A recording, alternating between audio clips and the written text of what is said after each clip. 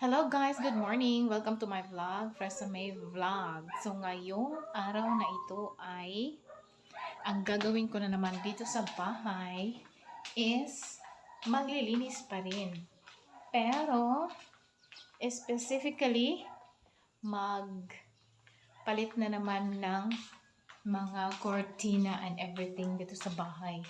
Kasi matagal na kasi itong na ikabit ang mga kortina dito sa loob ng bahay.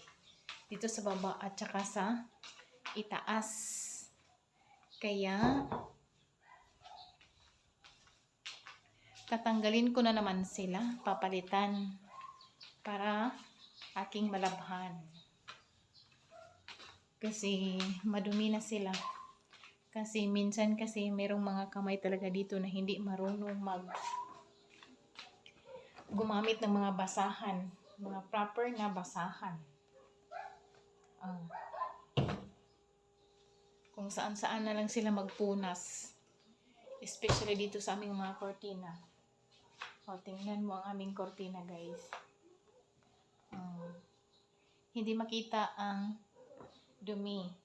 Pero, meron na talaga yung dumi. Dito rin sa kortina namin. Dito sa bintana. Ayan, meron ng mga stain. Ayan. Nakikita nyo ba ang mga stain? Diba? Kailangan na talaga siyang palitan. Palitan ko yan. At saka dito rin sa aming pintuan. Ito talaga ang pinaka madumi.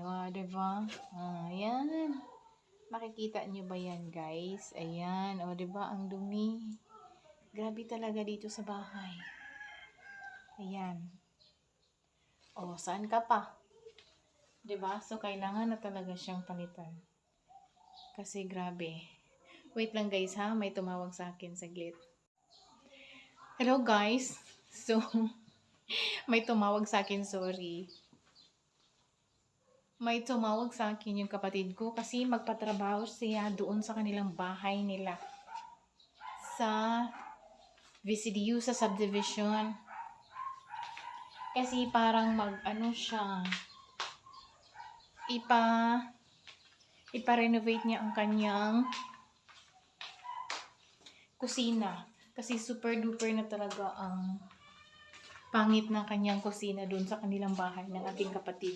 So, ako daw ang magbabantay sa mga panday doon. So, dadaanan daw niya ako dito sa bahay namin kasi para hindi na ako mamasahe, ganun. So, imbis na ang aking content ngayon ay ang pagpapalit ng mga kordina dito sa bahay. So, i-continue ko na lang ang aking vlog doon sa kanilang bahay na ako ang magbabantay doon. So, ang video ko ngayon ay doon sa venue ng bahay ng ating kapatid, which is renovation sa kanilang kusina. Kasi ipapatanggal niya kasi yung lababo doon sa kanilang bahay, doon sa kusina, at saka hindi pa kasi naka-tiles yun kasi iba kasi ang klase ng anong tawag dito, rules, policy, ganun, or standard ng subdivision na bahay. Mostly ang naka-concrete lang is yung living room, dining room, at saka yung restroom, ganun. So, yung sa kusina, yung may-ari na talaga ang magpatuloy na mag-construct, parang ganun. So, meron namang structure sa lababo, ganun. Pero, yung may-ari na talaga ng bahay sa isang subdivision ang magpatuloy ng kanilang kusina. Kasi nasa labas, so kailangan mo pang fully furnish yung kusina, ganun.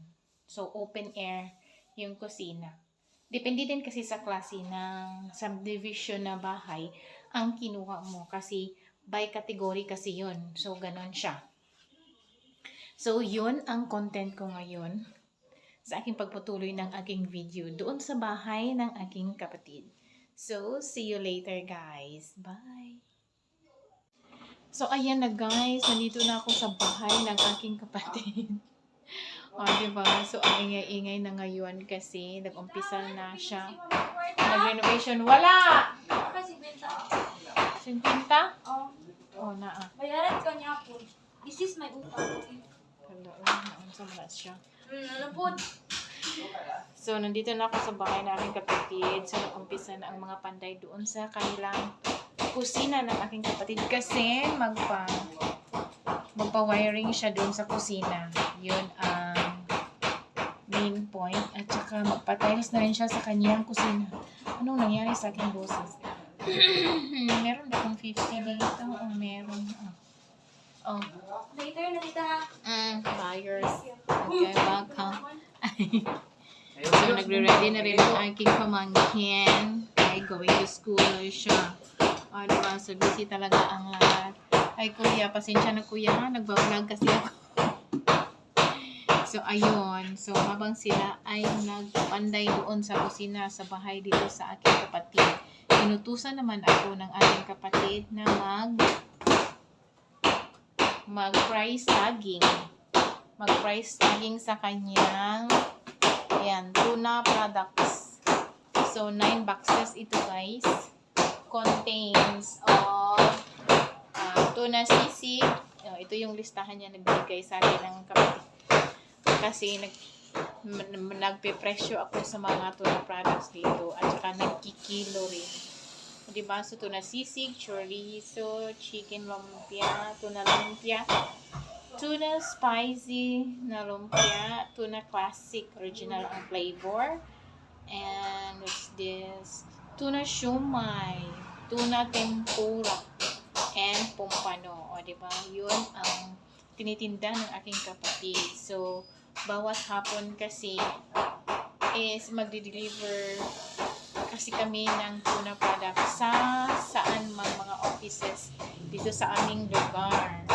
Diba? So, yun ang sideline ng aking kapatid. Kasi, pang additional, pang tustos sa kanyang mga estudyante, especially sa mga college niya na mga anak. So, palain sana kami ng aming kapatid sa aming pagtitinda ng mga tuna products sa kung saan man na mga offices dito sa aming lugar. So, ang ingay-ingay guys. So, diba? Kung saan ako nakatingin, charot.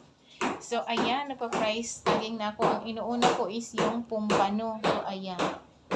So, ayan yung pompano. Yan naman yung squid rings at iba pa. Salmon belly, ganun. So, dito ako nagpa-price tagging. Diba? Ayan. Ito yung aming timbangan. So, ito rin yung cellophane na ginagamit. So, mag-umpisa na akong anong tawag dito? Mag-weighing. At saka mag-price tagging na rin. See you later, guys. So, ayun na guys. Nag-umpisa na sila sa ilang gawa ng wiring connection dito sa kusina ng aking kapatid. So, ayan. Dalawa sila para madali silang matapos sa kanilang gawain ngayong araw. Ayan. So, isa yan sa mga wiring materials. Ayan. So, naglalatag-latag na dito sa mga slig. So, ayan ang mga wirings connection. So, ayan. Ayan.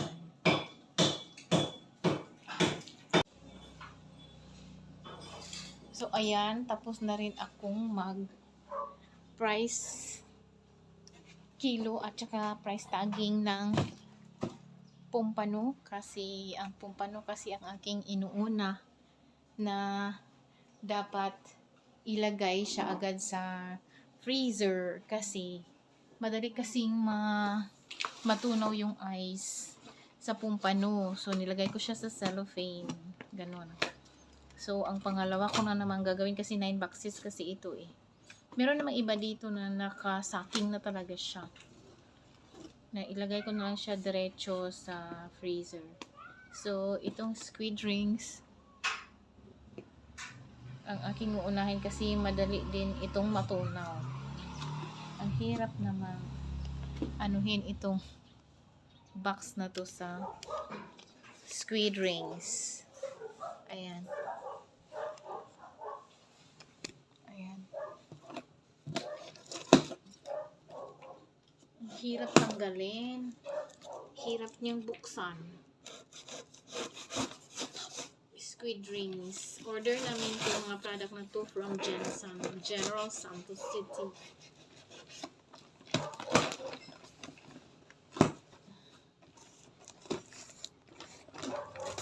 So, ayan. Squid rings. Yan, squid rings. Ilan ba to? Tingnan ko muna sa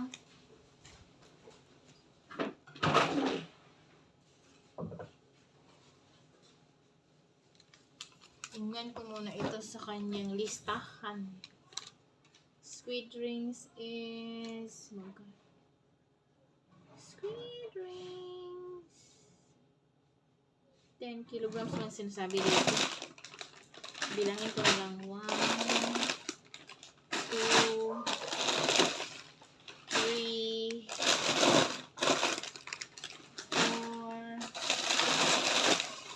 5, 6, 7, 8, 9, 10. Ayan, 10. So, 10 ang squid rings. Okay. White color na squid rings. Kasi meron ding ibang kulay ng squid rings. So, 10 pieces. 10 packs pala. Ayan. So, ilagay ko na doon sa freezer, sa likod ng divider na yan.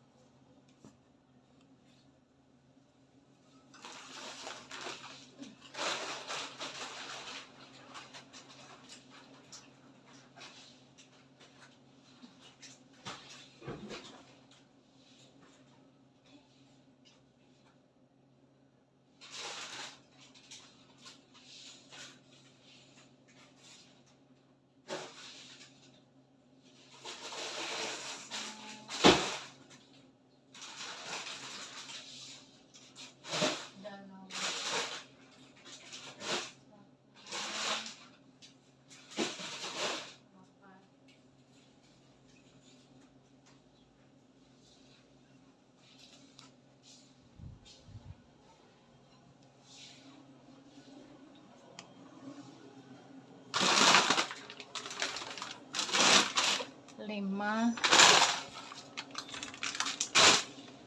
anim, pito,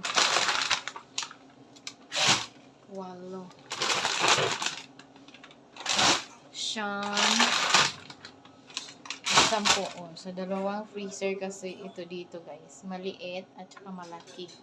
Ayan. So, ito yung old stock. May butas na siya. Kakainin na yan. O, diba? Libre na ng ulam.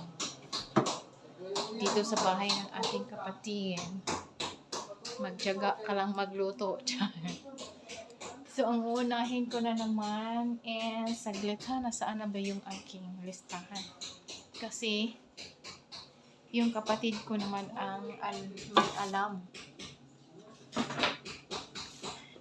Yung kapatid ko kasi ang may alam sa mga number of packs in terms of kilograms na kanyang in-order. Kasi yung naka-verified dito sa kanyang order is basis in kilograms. So, lagyan ko na lang dito ng number of pieces para ma-check niya, matansya niya talaga. Diba? 13 pieces. Squid rings is 10 packs. Okay, so ang kasunod na naman is okay, itong salmon belly. Hindi ko alam kung ano to. Mga ito yata is ano ito? Parang tempura. Ito tempura. Tingnan natin.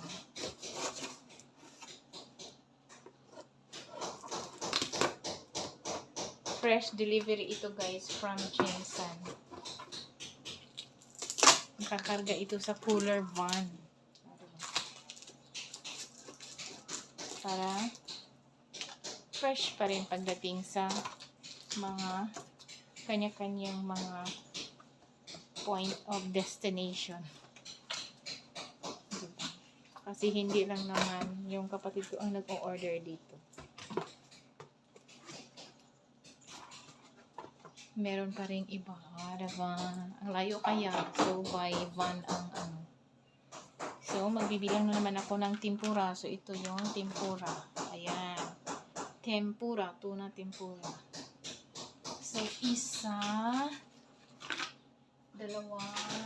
Lagay ko siya dito para mabilang ko talaga. Tatlo. Apat. 5. Madulas kasi. Kasi oily. 6. 7. 8. 9. 10.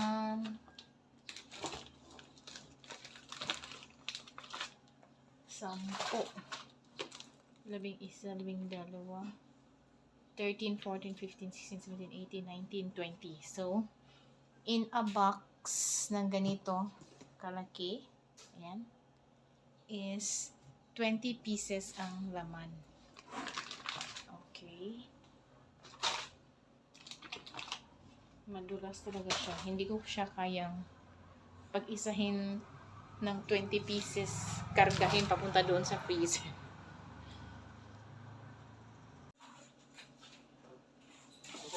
So, ang susunod ko na naman na i-unpack is itong salmon belly. Ayan. So, 170 ang pagbenta namin dito guys. Ang pack. So, ayan. O, diba? Salmon belly. So, 20 ang pack na laman nito sa isang box. So, ang binta namin dito is 170.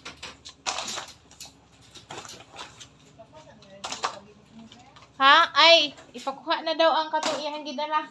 Kuha? Gidala, oh. Ha? Oh, sige. Isa na nagpalit na ng lugar ka? Dumating aking kapatid guys kasi bumili siya ng iba pang materialis kasi kulang. Ayun. Masarap talaga itong salmon nito guys. Lalo na pag magsinigang kayo. Masarap siya, promise. Try nyo. So, ayan. So, ayan. Another box of lumpia. Dalawang klase ito na lumpia, guys. Itong lumpia na to is tuna lumpia cheesy. Ayan. So, 10 packs. And then, ito namang orange is chicken lumpia. Ayan. 10 packs din yan. So, ayan. So, ang pagtinda dito is, ang presyo nito sa pagtinda namin is, ano na siya, 200 per pack ang presyo. So, mag-unpack naman tayo dito sa chicken tuloy. Lumpia na spicy at saka classic. Wala, nahihirapan ako. Nasaan na ba yan? Ayan. First time ko kasi mag-unpack ng mga boxes ng mga tuna product guys. Mostly kasi ang gumagawa nito is yung kapatid ko talaga. Pero kay busy man siya sa kanyang work sa office.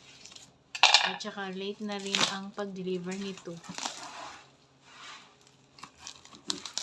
At saka yung mga anak niya is nasa school. So, conflict sa mga schedule. Kaya, ako ang kanyang inutusan na mag-unpack ng mga tuna products niya at ilagay doon sa freezer. So, ayan. Ito na yun.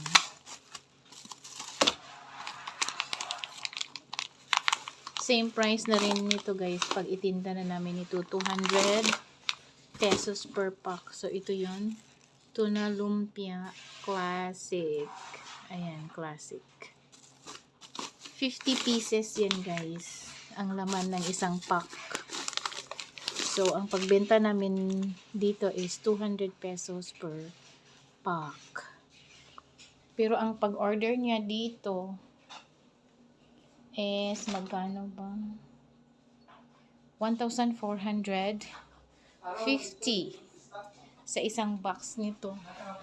Ay, sa 10 pieces. So, 145. O, diba? So, meron na kaming income in a pack na mga 50 pesos. Ganon. So, ganon. Depende din kasi sa layo ng location mo sa pag-order nito, guys. Diba? So, nagdepende din yung markup mo sa iyong ititinda ng mga tuna products. Ganon. So, ayan guys, na-unpack ko na yung iba. Meron lang akong tinira na 2 box. Ito ay chorizo at saka spicy sisig. Tuna spicy sisig. At saka tuna chorizo. Kasi hindi ko muna siya ina-unbox kasi napuno na kasi yung freezer. Yung 2 freezer. So, ang gagawin ko na lang sa ngayon is magkikilo ako sa tuna pa nga. So, ito. Ang kilo nito is 270 ang kilo. So, kikiluhin ko siya kung magkano ang isang timbang nito. So, ayan. So, ilagay ko siya sa cellophane kasi ganito ang itsura niya, guys. In a box. So, kami pa talaga ang mag-packing at saka mag-price tagging kasi mag-markup naman kami sa aming pagtitinda ng mga tuna products, ganun. So, depende din kasi sa specific na product na aming ibibenta. Tapos, yung i-order namin. So, depende din sa location kung saan siya i-deliver. At saka, depende rin sa pag-order. Depende by volume din kasi. So, doon din nagva-vary ang price nila sa kanilang pagtitinda nila sa amin, sa mga maliliit na mga vendor. So, ganon. So, doon kami nag-order sa Jensen. Ang pangalan ng company na ino-orderan namin ng tuna products is Yuan Jebu Seafoods Corporation. So, ayan. Ito po yung sales invoice ng aking kapatid. Nakita nyo ba? So, ayan. Pakita ko sa inyo ang name. Ayan. Klaro ba? Yuan Jebu Seafoods Corporation. General Santos City. Diba? So, yun, kung gusto nyong umorder at magtinda din kayo sa inyong lugar. So, that's all muna sa aking video ngayong araw, guys. So, thank you for watching. Bye. Please subscribe, like, comment, and share na rin sa aking mga videos. Okay? And click the notification bell for more updates on my video. Thank you for watching. Bye.